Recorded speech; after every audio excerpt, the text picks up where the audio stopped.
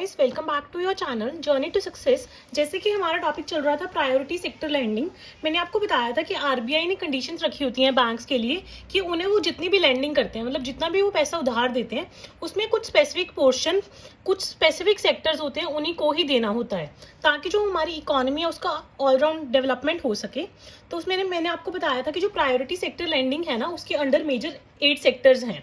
तो उसको लर्न करने की मैंने आपको ट्रिक बताई थी। होर सीमा, H for housing, O for others, R for renewable energy, S for social infrastructure, X for export credit, E for education, M for MSME, A for agriculture। तो ये मैंने बोला था आपको लर्न करना है। तो अब हम आगे से स्टार्ट करते हैं। आगे क्या है प्रायोरिटी सेक्टर लैंडिंग के अंडर।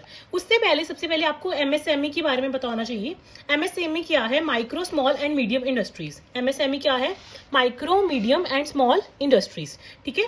अभी करंटली MSME मिनिस्टर कौन है? नारायण राणे। कौन है? नारायण राणे। एक बार आप एग्जाम से पहले चेक कर जाना। बट करंटली कौन है? नारायण राणे हमारे MSME मिनिस्टर हैं। ठीक है। MSME क्या है? Micro small and medium. और जो ये हम क्लासिफिकेशन कर रहे हैं ना कि कौन सी इंडस्ट्रीज माइक्रो के अंडर आएंगी, कौन सी स्मॉल के अंडर आएंगी और कौन सी मीडियम के अंडर आएंगी, ये हम एज पर 1 जुलाई 2020 के अकॉर्डिंग कर रहे हैं। ठीक है। अपग्रेडेशन हुई थी ना 1 जुलाई 2020 के अंदर। तो हम पढ़ेंगे कि कौन सी माइक्रो इंडस्ट्रीज हैं, कौन सी स्मॉल इंडस्ट्रीज हैं और कौन सी मीडियम इंडस्ट्रीज हैं। ठीक है। इसको वो करने के लिए 2 क्राइटेरियाज हम लेते हैं, एक तो इन्वेस्टमेंट के बेसिस पे और एक टर्नओवर के बेसिस पे। ध्यान रखना एंड है बीच में, मतलब इन्वेस्टमेंट भी यहाँ होनी चाहिए और टर्नओवर भी इतनी होनी चाहिए। अगर दोनों में से एक भी कंडीशन कंप्लाई नहीं करेगा तो वो उस कैटेगरी का पार्ट नहीं होगा। तो जो इंडस्ट्रीज जिनकी कैपिटल 1 करोड़ से ज्यादा नहीं है और उनकी टर्नओवर 5 करोड़ से ज्यादा नहीं है, वो है माइक्रो इंडस्ट्रीज। मतलब not more than 1 crore investment and not more than 5 crore turnover, वो कौन सी है? Micro industries. एंड जिनकी not more than 10 crore investment और not more than 50 crore turnover है, वो है स्मॉल इंडस्ट्रीज। एंड जिनकी मतलब ये लगा लो आप, सिंपली मैं आपको बताती हूँ, आपको सिंपली बता रही हूँ। देखो, सबसे पहले आपने लिखना है माइक्रो, स्मॉल, देन लिखना है आपने मीडियम। ठीक है। सबसे पहले यहाँ पे लिखोगे इन्वेस्टमेंट और यहाँ पे लिखोगे एंड टर्नओवर। ठीक है। उसके बाद माइक्रो है ना, यहाँ पे 1 का 5 टाइम कितना होता है? 5। यहाँ पे 10 का 5 टाइम कितना होता है? 50। यहाँ पे फिर लिख देना 50 और 50 का 5 टाइम कितना होता है? 250 करोड़। ठीक है। अब माइक्रो कौन सी है? जिनकी इन्वेस्टमेंट 1 करोड़ से कम है और टर्नओवर 5 करोड़ से कम है।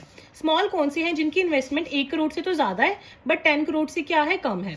और टर्नओवर 5 करोड़ से ज्यादा है और 50 करोड़ से क्या है? कम। वो है हमारी स्मॉल।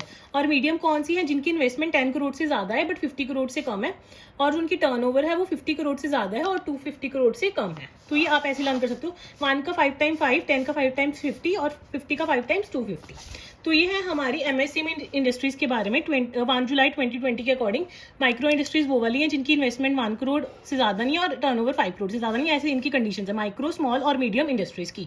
तो ये भी हमारा एक प्रायोरिटी सेक्टर लैंडिंग के अंडर पार्ट है ना, तो हमें इसके बारे में भी डिटेल में थोड़ा पता होना चाहिए। ठीक है।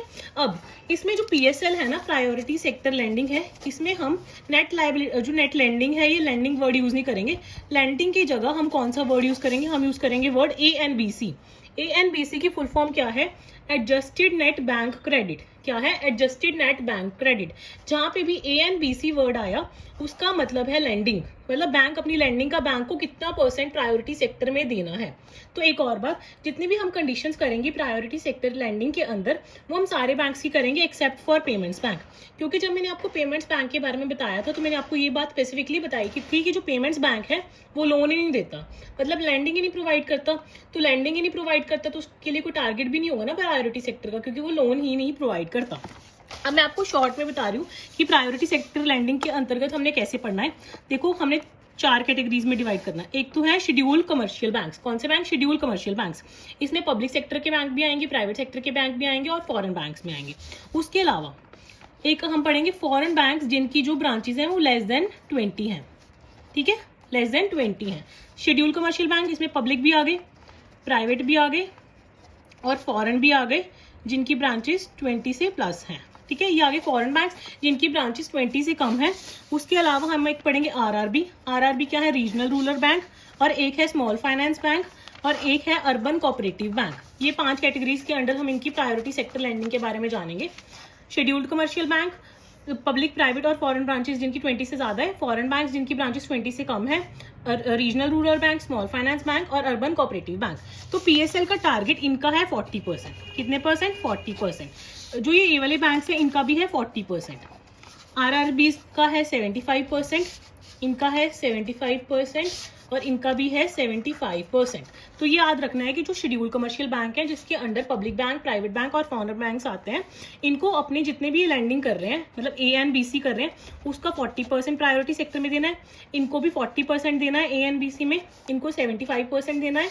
आरआरबीज को, एस एफ बीज को 75% और यूसीबी मतलब कोऑपरेटिव बैंक्स को भी 75% ही देना है अपने ए एंड बी सी का। ये इंटरव्यू में सबसे इंपॉर्टेंट क्वेश्चन है। अब इनकी फर्दर बाइफरगेशन भी करेंगे, ये जस्ट ओवरव्यू है। अब यहाँ से ध्यान से देखो, जो शेड्यूल्ड कमर्शियल बैंक्स हैं उसमें पब्लिक बैंक्स भी हैं, प्राइवेट बैंक्स भी हैं और फॉरेन बैंक्स जिनकी ब्रांचेस 20 से ज़्यादा हैं या 20 के बराबर है, उन्हें 40% अपने ए एंड बी सी का देना पड़ता है प्रायोरिटी सेक्टर्स में। जो फॉरेन बैंक्स हैं जिनकी ब्रांचेस 20 से कम है, लेस देन 20 हैं, उन्हें अपना 40% एएनबीसी में देना पड़ता है। जो आरआरबीज हैं मतलब रीजनल रूरल बैंक्स हैं, उन्हें अपनी लैंडिंग का 75% देना पड़ता है प्रायोरिटी सेक्टर लैंडिंग में। और जो स्मॉल फाइनेंस बैंक है उनको भी अपना 75% देना पड़ता है प्रायोरिटी सेक्टर लैंडिंग में। और जो यूसीबी हैं मतलब अर्बन कोऑपरेटिव बैंक्स हैं, उन्हें भी 75% देना पड़ता है। ठीक है। अब एक और चीज, जो ये सारे बैंक हैं, ये सारे के सारे 8 सेक्टर्स मैंने आपको लिखवाए थे ना, उसमें ही देंगे प्रायोरिटी सेक्टर में। बट जो सिर्फ आरआरबी है, कौन है आरआरबी, वो 7 सेक्टर्स में डील करता है। कितने सेक्टर्स में? 7 सेक्टर्स में। तो ये हमने पढ़ा था ना कोर सीमा, इसमें से जो एक्सपोर्ट क्रेडिट वाला है ना, इसमें आरआरबी डील नहीं करता है। तो जो आरआरबी है वो 7 सेक्टर्स में डील करता है, not deals in export credit. तो वो एक्सपोर्ट क्रेडिट में डील नहीं करता है। आई होप आपको ये चीज क्लियर हुई होगी। सबसे इंपॉर्टेंट पार्ट है इस चीज का bifurcation. Schedule commercial bank 40%, foreign bank जिनकी लेस देन 20 है 40%, आरआरबी 75%, स्मॉल फाइनेंस बैंक 75% और यूसीबी 75%। इनका फेज्ड मैनर वगैरह मैं आपको सारा डिटेल में नेक्स्ट वीडियो में बताऊंगी। तो ये ध्यान से नोट कर लेना अच्छे से और इसको लर्न कर लेना। बिल्कुल बेसिक करवाया आज मैंने, प्लीज सारे नोट्स बना लेना।